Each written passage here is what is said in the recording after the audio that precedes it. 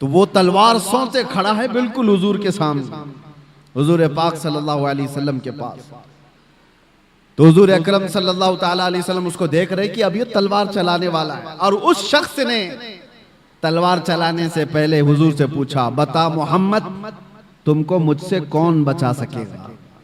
अब देखा जाए कि तुम मां को झिड़क के बात करते हो या फिर वो अदब दिखाते। इम्तिहान तो उस वक्त है जब वो कमजोर हो जाएं और तुम ताकतवर हो जाओ। इसीलिए कुछ लोग शोहर और बीवी के साथ हुस्ने सुलूक के जो मामलात हैं, इसको भी मैं आपको बताता हूं। किस वक्त एतबार है इस चीज का। कोई अगर ये कहता है मैं अपनी बीवी के साथ बहुत अच्छा सुलूक करता हूं, तो अगर अच्छा सुलूक करता है तो ये देखा जाएगा कि किस वक्त कर रहा है। जब तेरी ताकत सब खत्म हो गई, अब तुझे बीवी की जरूरत पेश आई, उस वक्त अच्छा सुलूक कर रहा है, या उस वक्त जब वो कमजोर थी और तू ताकतवर था। इसीलिए मेरे अजीजों, ये सारी मिसालें देखना है तो मुहम्मदुर रसूलुल्लाह सल्लल्लाहु अलैहि वसल्लम की जिंदगी, मेरे आका करीम सल्लल्लाहु ताला अलैहि वसल्लम की जिंदगी पाक, हुजूर पाक सल्लल्लाहु ताला अलैहि वसल्लम के अपने वालिदैन के अदब की जो मिसाल मिलती है। हुजूर के वालिदैन तो बहुत जल्दी इंतकाल कर चुके, लेकिन फिर भी हदीस में मिलता है उस वक्त नहीं जब मेरे आका सल्लल्लाहु अलैहि वसल्लम का बचपन था, उस वक्त की बात जब मदीने तैयबा में इस्लामी हुकूमत स्टैब्लिश हो चुकी है। कैसर और किसरा थर्रा रहे हैं, हुजूर के नाम से कांप रहे हैं। जिस जगह सहाबा चले जाएं, फतह कामरानी उनके कदम चूम रही हो। उस वक्त जब गलबा था, गलगला था, नबी पाक सल्लल्लाहु अलैहि वसल्लम सहाबा के साथ बैठे, एक बूढ़ी औरत आती है, हुजूर खड़े हो जाते हैं और खड़े हो गए। सहाबा चौंक गए। मेरे आका सल्लल्लाहु अलैहि वसल्लम ने अपनी चादर निकाली और बिछाया उस बूढ़ी खातून को बैठने के लिए। सहाबा ने पूछा, ये वो सरवरे किश्वरे रिसालत है, सैयदुल अंबिया है, जिसके कदमों को माथा लगाकर जिब्राइल बोसा देते हो, वो किसी बूढ़ी के लिए खड़ा हो जाए। तो हुजूर पाक सल्लल्लाहु अलैहि वसल्लम से सहाबा ने पूछा कि इस खातून का अदब क्यों? मेरे आका ने फरमाया, ये 2 साल मुझे दूध पिलाने वाली हलीमा सादिया है। नबी पाक सल्लल्लाहु ताला अलैहि वसल्लम ने उस वक्त अदब करके दिखाया है जब पावर था, गलबा था, सहाबा की जमात थी और एक बूढ़ी खातून आई, और वो भी जन्म देने वाली औरत नहीं है, दूध पिलाने वाली दाया है। मेरे अजीजों, 1-2 मिसाल नहीं, हर मिसाल मैं आपके सामने रखूं। हुजूर पाक सल्लल्लाहु ताला अलैहि वसल्लम एक बार एक दरख्त के नीचे आराम फरमा रहे हैं। सहाबा भी थे, किसी गजवे से वापस लौट रहे थे। उस वक्त अचानक एक दुश्मन आ गया, वो घात लगाए बैठा होगा। सहाबा नींद में थे, हुजूर पाक सल्लल्लाहु अलैहि वसल्लम की तलवार बाजू रखी हुई थी। अचानक एक शख्स आया और हुजूर की वो तलवार उठा ली। हुजूर नबी पाक सल्लल्लाहु ताला अलैहि वसल्लम बेदार हुए और देखा तो वो तलवार सौंसे खड़ा है बिल्कुल हुजूर के सामने, हुजूर पाक सल्लल्लाहु अलैहि वसल्लम के पास। तो हुजूर अकरम सल्लल्लाहु ताला अलैहि वसल्लम उसको देख रहे कि अब ये तलवार चलाने वाला है, और उस शख्स ने तलवार चलाने से पहले हुजूर से पूछा, बता मोहम्मद तुमको मुझसे कौन बचा सकेगा। हुजूर पाक सल्लल्लाहु अलैहि वसल्लम ने एक बुलंद आवाज से सिर्फ इतना कहा, अल्लाह। हुजूर पाक की जुबान से ये जुमला निकला था कि उसके हाथ से तलवार गिर गई और कपकपी उसको तारी हो गई। जैसे ही तलवार गिरी, हुजूर ने उठा लिया। अब आप देखें, जब काया पलट जाए, पांसा पलट जाए, पावर दूसरे के पास आ जाए, और उस वक्त जो हमको सताया हुआ आदमी हमारे हाथ के नीचे आ जाए, तो फिर इंसान की फितरत क्या होती है? रगड़ दो इसको, मसल दो इसको, पूरा पुराना बदला ले लो। जब इसके पास पावर था तो मुझे परेशान किया इसने, ताकत का इस्तेमाल किया इसने। हुजूर पाक के पास तलवार हाथ में आई, अब वो कांपने लगा। हुजूर ने पूछा, बता अब तुझको मुझसे कौन बचाएगा? वो तो काफिर था, वो काफिर था। हुजूर ने तो फरमाया था अल्लाह। उसने कहा, मैंने सुना है कि तुम करीम इब्ने करीम हो। हुजूर पाक सल्लल्लाहु अलैहि वसल्लम ने फरमाया जाओ तुम्हें आजाद कर दिया। तो वो आजाद होकर के गया थोड़ी ना, बल्कि कहा कि ला इलाहा इल्लल्लाह मुहम्मदुर रसूलुल्लाह, और अपनी कौम में आकर के बताया मैंने एक ऐसे रहमदिल इंसान को देखा है, जब उसके हाथ में पावर आ गया तो उसने तलवार चलाने की बजाय मुझे मुस्कुरा करके आजाद किया है। मेरे अजीजों, ये आसान बात नहीं। इंसानी फितरत तो ऐसी है कि पावर का इस्तेमाल हर आदमी अक्सर गलत कामों में इस्तेमाल करता है। वो सिर्फ रसूलुल्लाह की जात है, वो यकीनन हमारे लिए कायदे कुल हैं, हमारे लिए नमूने अमल है। ला करके दिखाओ दुनिया भर की ताकतें जिनके पास पावर आता है उसके बाद वो किस तरह का रूलिंग करती है। मैं इस्लाम को छोड़ करके आपके सामने रखूं अगर बात, हाँ कभी कभार ये दरिंदे हमें ऐसे बादशाहों की मिसाल ला करके बताते हैं जिनका इस्लाम से कोई ज्यादा ताल्लुक नहीं रहा। वो तो अय्याश बादशाह थे, नाम मुसलमान होने से कोई मुसलमान थोड़ी ना हो जाता है। वैसे तो तुर्की के इनकलाब के बाद मुस्तफा कमाल बादशाह नाम से जो रेवोल्यूशन आया था, सल्तनत उस्मानिया खत्म होने के बाद तुर्की में जो बादशाह बनाया गया अंग्रेजों की तरफ से, उसका नाम क्या था? मुस्तफा कमाल बादशाह। उसने तकरीबन 10-11 साल हुकूमत किया, पूरे इस्लाम को खत्म करने के लिए एड़ी चोटी का जोर लगा। कुरान पे पाबंदी, अजान पे पाबंदी, हिजाब पे पाबंदी, अरबी जुबान पे पाबंदी। 11 साल की हुकूमत में नाम क्या था? मुस्तफा कमाल। नाम हो जाने से कोई मुसलमान नहीं होता। हाँ ये बात याद रखें। मिसाल लाओ ऐसी कि अबू बकर हो, उमर हो, उस्मान हो, हैदर रदी अल्लाह ताला अन्हुमा जैसी, कि उनके दौरे खिलाफत में मैं अगर आपको हजारों मिसालें रखूं, पावर था, गलबा था, ताकत थी, तब फिर किस तरह का इस्तेमाल किया है। आज दुनिया को देखो, निहत्तों पर जो जुल्म किया जाता है, बराबर का मुकाबला हो तो समझ में आए कि दो पहलवान मैदान में लड़ रहे हैं।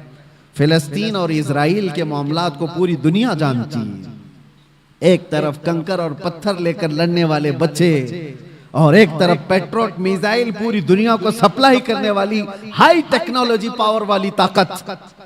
कोई मुकाबला है? कोई मुकाबला नहीं, लेकिन दुनिया देख रही है। और हकीकत में बताऊं, हक और बातिल के मामलात जब भी टकराए ना, बराबरी कभी हुई नहीं, बराबरी हुई नहीं। एक तरफ 82 लोग हैं और एक तरफ 22,000 का लश्कर। करबला के मैदान 82 का डबल कर दो, ट्रिपल कर दो, 4 गुना कर दो, समझ में आए कि ये लोग डबल थे, ये ट्रिपल थे। नहीं, अरे कितने गुना ज्यादा। 80 लोगों के मुकाबले में अगर 22,000 आए तो कोई कंपैरिजन हो सकता है? कोई मुकाबला है इनका? लेकिन हक और बातिल की लड़ाइयां हमेशा ऐसी रही। और दूसरी एक मिसाल आपको बताऊं, सलाहुद्दीन अय्यूबी की। एक ऐसी जंग लड़ा उस मर्द मुजाहिद ने कि सारी सलीबी ताकतें जमा हो गई थी और 4 लाख की फौज जमा हो गई। 4 लाख की फौज सलीबियों के पास। अगर 4 लाख इंसान खड़े कर दिए जाए ना तो सरों का समंदर नजर आएगा आपको, सरों का समंदर होगा। और उस वक्त सलाहुद्दीन अय्यूबी के सामने ऐसा चैलेंज था, बिखरी टूटी हुई सब फौज मिलाने के बाद सलाहुद्दीन के पास सिर्फ 12,000 का लश्कर था। 12,000 का मुकाबला 24,000 से हो तो समझ में आए, 48,000 से हो तो समझ में आए, लेकिन 12,000 का मुकाबला 4 लाख से होने वाला है। एग्रीमेंट साइन कर लो, सुलह करके खत्म करके चले जाओ। सलाहुद्दीन ने अपने फौजियों से पूछा, क्या इरादा है तुम्हारा? सलीबी ताकतें सब जमा हैं और हमारी तादाद कम है। कैसे जवान उस लश्कर में शामिल थे। अपने सिपह सालार से कहते हैं, सलाहुद्दीन, अगर रसूलुल्लाह सल्लल्लाहु अलैहि वसल्लम के सहाबा तादाद देखकर मैदान में उतरते थे तो हम भी देखकर उतरेंगे, और अगर वो अल्लाह और उसके रसूल के भरोसे उतरते थे तो हम भी उनके नक्शे कदम पर अल्लाह और रसूल के भरोसे उतरे। हमने तादाद नहीं देखी, तादाद नहीं देखी, अल्लाह की मदद आई। और तारीख लिखने वाले अंग्रेज लोग हैं, ईसाई लोग हैं, किताबें आज भी मार्केट में मिल जाएंगी आपको। ये 4 लाख का मुकाबला जो 12,000 से हुआ था, तारीख की एक ऐसी जंग है अंग्रेज मुअर्रिख लिखते हैं कि सलाहुद्दीन को और उनकी फौजों को क़यामत तक फरामोश नहीं कर सकते सलेबी लोग, इसलिए कि उस जंग में इसने छींतरे उड़ा दिए थे और टुकड़े टुकड़े कर दिए थे, सबको बिखेर दिया था। लोग अपनी जानें बचाकर निकल गए, मुफाहमत पर आ गए। एग्रीमेंट सलाहुद्दीन ने नहीं, सामने वालों ने साइन किया। मेरे अजीजों, मैं आपको ये बातें इसलिए अर्ज कर रहा हूं कि पावर और ताकत का नशा जब किसी को आता है सर चढ़ करके बोलता है। और एक बात, फिरौन की उम्र ज्यादा नहीं लंबी की जाती, जुल्म की तारीख ज्यादा लंबी नहीं होती और उनका अंजाम भयानक होता है। इसलिए कि मजलूमीन की आह जब निकलती है तो अल्लाह करीम, अल्लाह रब्बुल इज्जत को कहार और जब्बार खुदा जलाल में आएगा और पकड़ करता है। तो ऐसे कि कुरान में अल्लाह ताला फरमाता है फलम्मा नसू मा ज़ुकिरू बिही फतहना अलैहिम अबवाब कुल्ली शै हत्ता इज़ा फरिहू बिमा ऊतू। जब ये लोग भूल जाएं अल्लाह को तो अल्लाह फरमाता है मैं उनको खुशियों के सारे दरवाजे खोल देता हूं, खूब खुश हो जाओ। यानी अल्लाह को भूलने के बाद जालिमों के लिए दरवाजे खोल दिए जाते हैं, खूब खुशियां मनाओ, सब तुम्हारा है, सब तुम्हारा है, ताकत भी तुम्हारी, सियासत भी तुम्हारी, तख्त भी तुम्हारा, सारा डिपार्टमेंट तुम्हारा, नाचो जितना नाचना है। फिर अल्लाह फरमाता है फअखज़नाहुम बग़ता, अचानक हम एक दिन पकड़ करेंगे, अचानक एक दिन पकड़ करेंगे और फिर पूरी दुनिया की ताकत उस पकड़ से उसको आजाद नहीं करा सकेगी, नहीं निकाल सकेगी।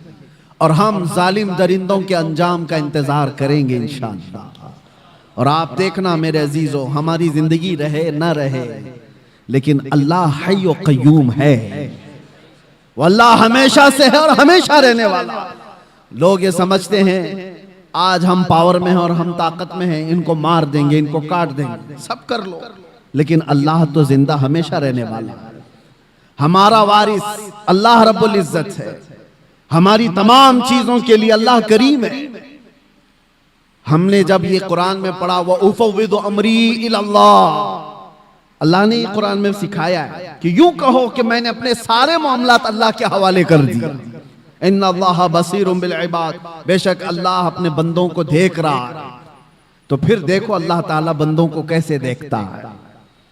हाँ, वक्त लगता है, थोड़े दिनों की बात है, मैंने उस वक्त देखा, पढ़ने के मेरे मुताले में एक चीज आई थी। हज़रत अबू जुंदल एक सहाबी हैं, मक्का में गिरफ्तार हुए थे, कैदी बन गए काफिरों के साथ, और तकरीबन जानते हो 16 साल इन्होंने काफिरों की कैद में गुजारे। और जब रसूल पाक सल्लल्लाहु अलैहि वसल्लम फतेह सुलह हुदैबिया जो हुई, उस दिन हुजूर 1400 सहाबा के साथ उम्रा करने आ रहे थे, तब मक्का वालों ने रोक लिया था और एग्रीमेंट साइन हो गए थे। सुलह हुदैबिया जो है उसमें यह था कि मक्का से कोई भाग करके जाएगा तो मदीने वाले उसको वापस कर देंगे, और मदीने से कोई भाग करके आएगा तो हम उसको वापस नहीं करेंगे, हम अपने पास रख लेंगे। सब ऐसी एग्रीमेंट उन्होंने साइन की थी। उसी वक्त ये अबू जुंदल सहाबी कैद से निकल करके आ गए थे। अंदाजा करो 16 साल के बाद कोई जंजीरें तोड़ करके निकल आया हो, और वो भी सहाबा के जमात में आ गए। सहाबा ने सीने से सीना लगाया, वो फूट फूट करके अपने जख्म बता रहे थे। लेकिन कुफ्फार को जैसे ही पता चला हमारा एक कैदी भाग गया है, तो उन्होंने कहा कि अभी अभी हमारा एग्रीमेंट हुआ है कि जो मक्का से भाग कर जाएगा उसको मदीने वाले वापस करेंगे, अबू जुंदल को हमारे पास वापस करो। सहाबा सब खड़े हो गए कि इस मजलूम को हम वापस कैसे करेंगे, जंग कर लेंगे। सबकी नजरें हुजूर पाक की तरफ थी कि हुजूर क्या फैसला फरमाए। अबू जुंदल अपने जख्म दिखा दिखा करके सहाबा से कह रहे थे इनके पास वापस भेजोगे मुझे बहुत मारेंगे। तो मक्का के कुफ्फार और मुशरिकीन को हुजूर ने कहा कि अब वो आ गया, छोड़ दो, अभी तो हमारी एग्रीमेंट साइन नहीं हुई। तो उन्होंने एग्रीमेंट को खत्म कर दिया और कहा कि अगर ये हमको वापस नहीं किया जाएगा तो हम एग्रीमेंट भी नहीं करेंगे। जब जिद पर अड़ गए, हुजूर पाक ने अबू जुंदल की तरफ देखा और कहा अबू जुंदल मक्का वापस चले जाओ, रहमतुल लिल आलमीन है। सारे सहाबा देख रहे हैं। बसा औकात ऐसे हुक्म आएंगे मेरे अजीजों जिंदगी, लोग ये समझते हैं ये तो हमारी तकलीफ पर और तकलीफ आ रही है।